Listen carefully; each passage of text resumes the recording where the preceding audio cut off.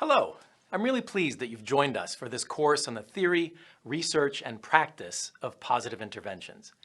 My name is James Pawelski, and I am the director of the Master of Applied Positive Psychology program, or as we like to call it, the MAP program at the University of Pennsylvania. Marty Seligman and I created this program back in 2005, and since then we've had hundreds of graduates from dozens of countries who are now applying the research in positive psychology to a wide variety of professional domains. Now, in the MAP program, every year I teach a course on the foundations of positive interventions.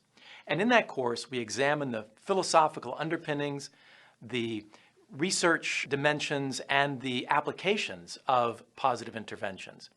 We'll look at some of the science behind them, some of the methodologies that scientists use to investigate them, and some of the results that studies have indicated. And we'll actually practice together some of the positive psychology interventions as well. Before we get started, though, I'd like to ask you two questions. The first question is, what do you value most in life? What do you value most in life? You might say, I value relationships, or a particular relationship that's especially meaningful to me.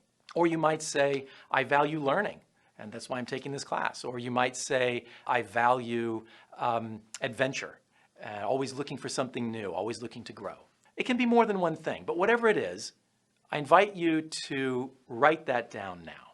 What do you value most in life? Okay, great. My second question then is, how is this course connected to what you value most in life? How is this course connected to what you just identified as the thing or things that you value most in life? So again, if it's relationships, how does this course relate to them? What might you learn from this course that could help you in relationships, or that could help you to expand your learning, or perhaps enjoy adventure all the more? Again, we'll pause here, take a moment to write this down, and make sure that you hold on to these answers, because we're going to be coming back to them at the end of the course. So why are human beings interested in positive interventions anyway?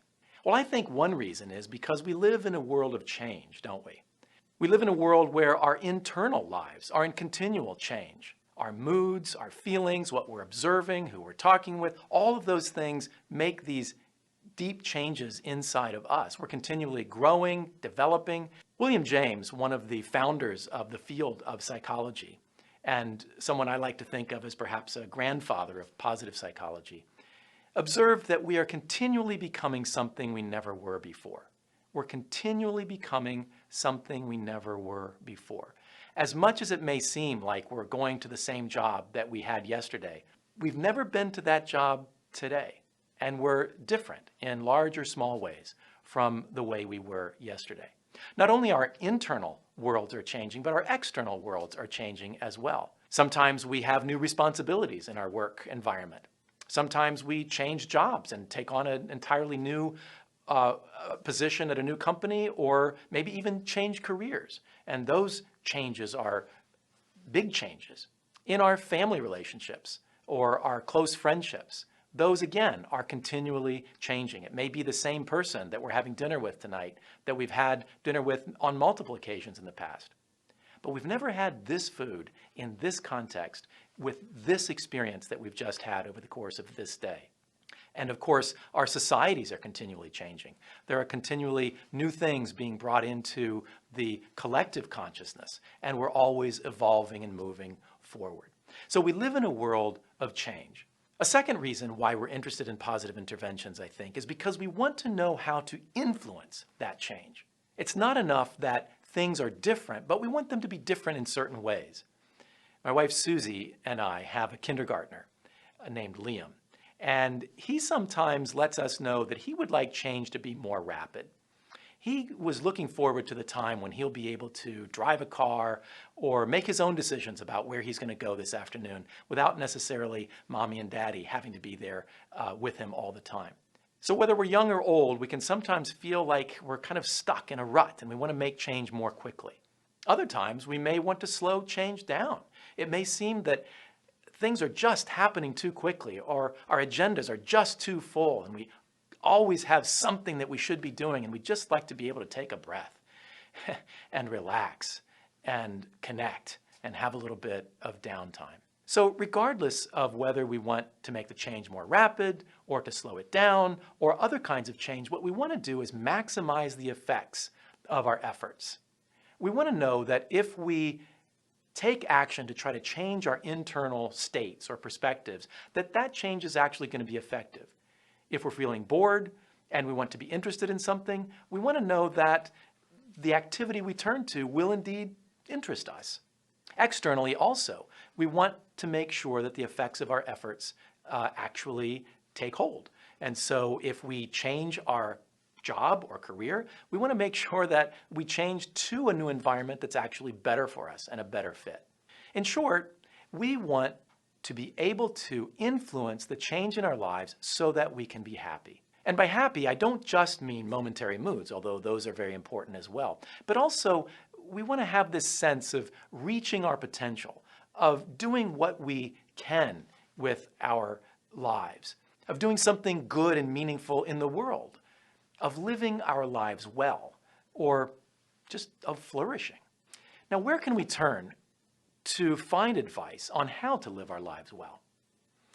Well, from early on, our parents are available to us to help us negotiate the new adventures of life. Our teachers then take over as well and give us lots of advice on all kinds of different matters. And then if we're fortunate, we'll have mentors who can also give us their wisdom from the experience that they've had. Sometimes we rely on this advice. Sometimes we'd rather rely on our own experience. And we learn as we go through trial and error. And then as we advance through our lives, we make decisions based on things that we ourselves have experienced in the past. On a collective level, there are many religious traditions that have developed in large measure to try to help us know how to live our lives well, both at the ethical level, the kinds of things that we should do or shouldn't do in our lives, in terms of our mental life, what should we be focusing on, in terms of our relational life, how should we negotiate relationships with others. Another area of advice is the area of philosophy. So for thousands of years, philosophers have been asking questions about what is the good life and what actions can we take to achieve it.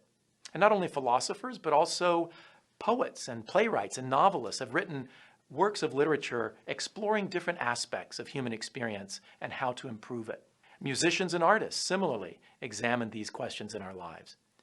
And more recently, in our collective development as human beings, we've been able to rely on movies and TV shows. Sometimes they examine experiences of people that are very different from ourselves, and yet we can learn from them ways in which we can take action to improve our lives. In addition, there are many popular magazines on newsstands that we can purchase, and they have lists, the 13 things you need to do to improve this area of your life, or the 7 things you need to do to improve that area of your life. There are self-help books and seminars, and in this day of the internet, there are all kinds of resources, blogs and websites, all these voices out there giving us ideas about what we can do to live our lives well. So how do we know which advice to trust?